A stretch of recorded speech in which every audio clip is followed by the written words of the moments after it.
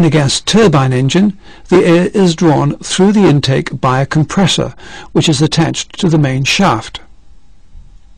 At the end of the shaft, the turbine is attached. Air drawn through the intake by the compressor will increase in pressure and temperature as it passes through the compressor stage of the engine. However, the successive increases and decreases in velocity practically cancel each other out. Air leaves the compressor and passes to the diffuser, which converts the velocity energy to pressure energy. On leaving the diffuser, the air passes into the combustion chambers. The total mass of air passing to the combustion chambers, approximately 25%, known as primary air, enters the flame tubes through the flame tube orifice and is used for combustion.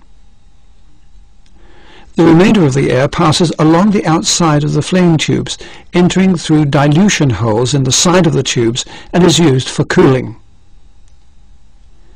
Each combustion chamber is equipped with a burner containing a swirl-type atomizer, and through the atomizer the fuel is injected under pressure by the fuel pump into the combustion chamber, where it mixes as fine droplets with the incoming primary air.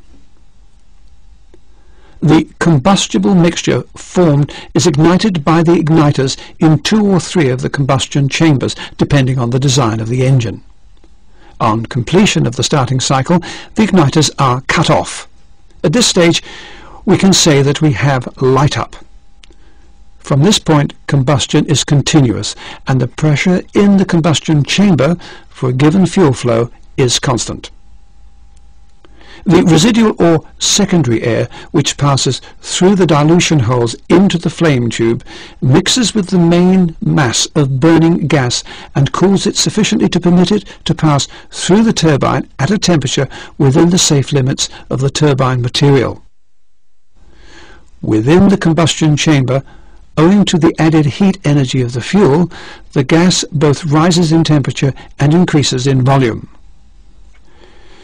After passing through the combustion chambers, the hot gases enter the nozzle guide vanes, which direct them at increased velocity onto the turbine blades, causing the turbine disc to rotate, which in turn drives the compressor. Of the total energy, approximately 60% is used driving the compressor, so that there is a considerable drop in gas pressure and temperature across the turbine. The remaining 40% of the energy after driving the turbine and the compressor is used to form a high-speed jet, which has a substantial residual pressure. This jet passes into the exhaust cone to emerge close to atmospheric pressure at the orifice.